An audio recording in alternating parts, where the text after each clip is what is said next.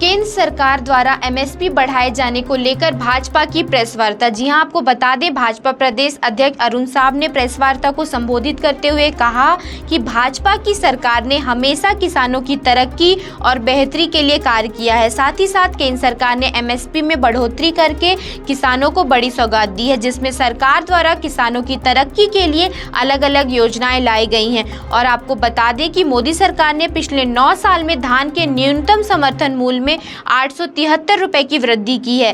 राज्य में धान खरीदी का सिस्टम भाजपा की सरकार में बनी 2014 से पहले 70 लाख किसानों को समर्थन मूल्य का लाभ मिलता था, जिसमें वर्तमान में 1 करोड़ 31 लाख इनकी संख्या हुई है।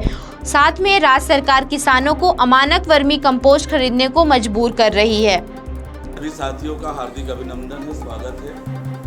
आप सभी को नमस्कार। इस बात को कहने की आवश्यकता नहीं है कि हमारा देश कृषि प्रधान देश है और कृषि प्रधान देश होने के कारण किसानों की तरक्की का संबंध देश की तरक्की से सीधे रूप से जुड़ा है। वर्षों तक देश और प्रदेश में कांग्रेस की सरकार रही, कभी भी किसान कांग्रेस सरकारों की प्राथमिकता का विषय नहीं रहा है। अब तक देश में किसानों के लिए जो बड़े काम हुए हैं, किसानों के तरक्की के जो बड़े काम हुए हैं, वो हमेशा भारतीय जनता पार्टी की सरकारों में हुआ है। चाहे वो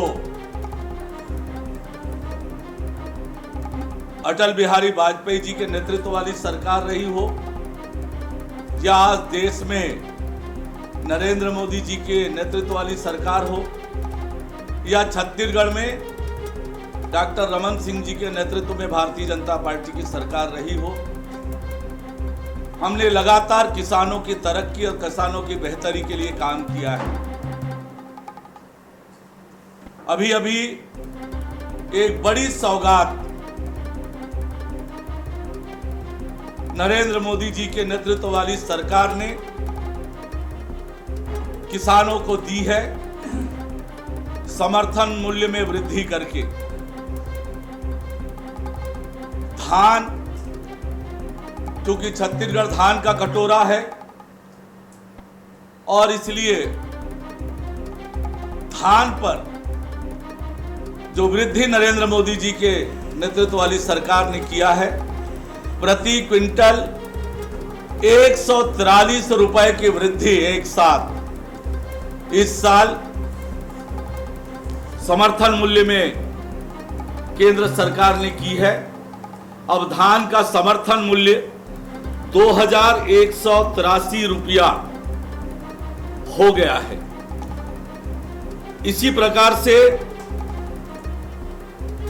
मूंग दाल के समर्थन मूल्य में 803 रुपये और मूंगफली के समर्थन मूल्य में 527 रुपए, मोटे अनाज ज्वार में 210 रुपए। नहीं उतरे हैं। स्वामीनाथन कमेटी की सिफारिश के आधार पर जो रेट धानों के राज्य सरकार के द्वारा या तमाम फसलों के दिए जाते हैं, उसके औसत के आधार पर जो रेट तय होना चाहिए, वह रेट तय करके कमीशन की रिपोर्ट को लागू करने का काम मोदी सरकार ने 2016 में कर दिया है।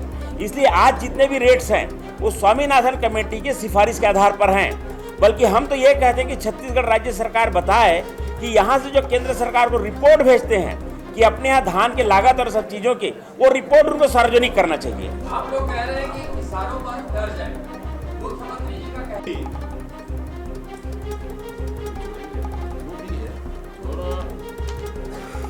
पंप कनेक्शन के प्रकरण लंबित पड़े किसानों को। वो पंप कनेक्शन के प्रकरणों का निराकरण कब करेंगे? हमारी सरकार के समय 4 लाख से ऊपर पंप के कनेक्शन हमने दिए थे। रमन सिंह की सरकार के समय, भारतीय जनता पार्टी की सरकार के समय। अभी पर्याप्त बिजली नहीं मिल पा रहा है गांव में। अघोषित बिजली की कटौती हो रही है।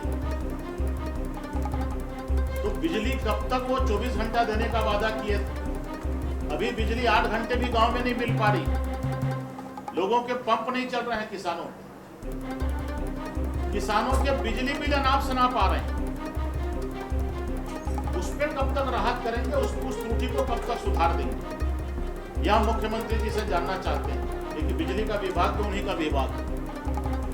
तो ये सारे प्रश्न मुख्यमंत्री जी से करते हैं और मुख्यमंत्री जी इन सारी बातों का जवाब दे, क्योंकि ये सारा विषय, सारा मामला किसानों से जुड़ा हुआ मसला है।